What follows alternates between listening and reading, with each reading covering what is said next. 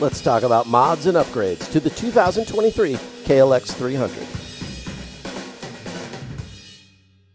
Hey, I'm Danny, and today I'm going to tell you about any of the mods or upgrades I've done to my 2023 KLX300. So I switched out the tires. These are STI D2 Pros. These are a pretty aggressive off-road tire. They are street legal though. They're apparently right at the very limit of something that would be street legal. And you do get some wobble for sure on the freeway with these tires or on the highway once you get up to about 60, 65. But cruising at a little bit lower speed than that on the pavement, totally fine, really comfortable. However, they are really great off-road. They're a real aggressive tire.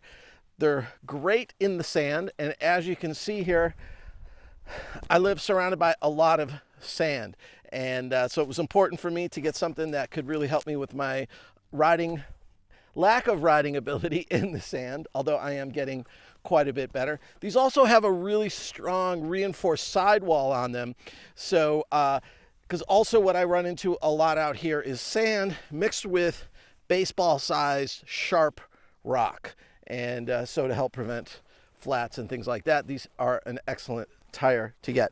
Moving on up from there, I went with the Ricochet skid plate, pretty standard, nice and heavy duty. Again, these are the kind of things you want to do like right away before you would really take this bike off-road. So get rid of the stock tires and you got to put that skid plate on right away.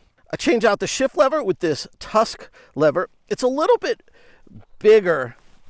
The part for your toe to hit is a little bit bigger. I was getting a lot of misshifts with wearing like an adventure boot on this bike, and this has seemed to help a lot. Plus it just looks way cooler with the anodized green.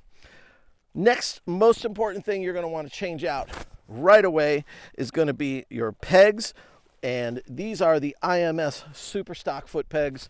This makes a huge difference. Again, right off the bat, you'll really feel the difference there.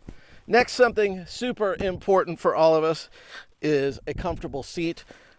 This is probably one of the more expensive upgrades I did, along with the tires, but tires you're gonna change them out every so often on every bike you have. But I switched out to the Seat Concepts seat here, and I did my usual cutout to the tailbone area, and that has made an amazing difference on the comfort and in just overall enjoyment of riding the bike. So that is one that I would definitely do right away. Moving to the back of the bike here, put on the Tusk Tidy Up Kit to get rid of that big, long, weird, terrible looking fender, and that instantly makes the bike look so much cooler. A little hard to see here, but I have the Tusk top plate on under here.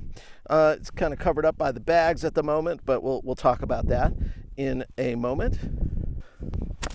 All right, let's move over to the handlebars, control area, cockpit of the bike. I switched out the bars. These are Tusk Chub CR highs, and it came with the oversized bar kit, which I really like this setup. Having that little bit beefier bar, it's up a little bit higher, really just makes the bike feel just more stable and more secure and gives you a little more confidence, I would say. It's also a much better position for standing.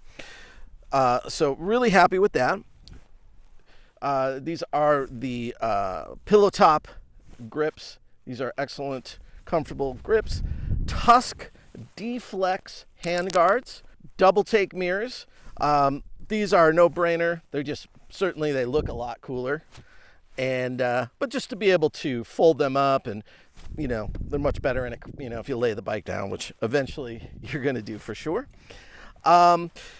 This is the Adventure Spec Rally screen, and it does give you a little bit more comfort on the road from wind protection, but I also just like the plate here to be able to install things on. So I have the Garmin mount here to mount my Garmin 701, and then I use a quad lock setup here with a universal adhesive mount on the bottom of the drone controller to mount that there. A few other additions to the bike. This is the Tusk Olympus tank bag. I like the way this tank bag mounts, And it's a big open space in here, which is something I like. It allows me to really put, like, the actual drone will sit right in there and still has room for some other things. So I tend to like the larger, just open tank bags. So this works great. And then these are the Tusk Expedition rackless bags on the back here, and just got those. So far, liking them. They go on real easy. You know, very well made.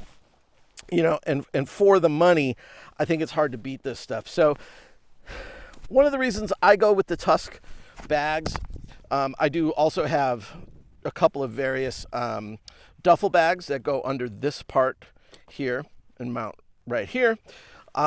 The reason I do like the Tusk stuff, to me, Rocky Mountain provides amazing customer service, and that goes a long way with me.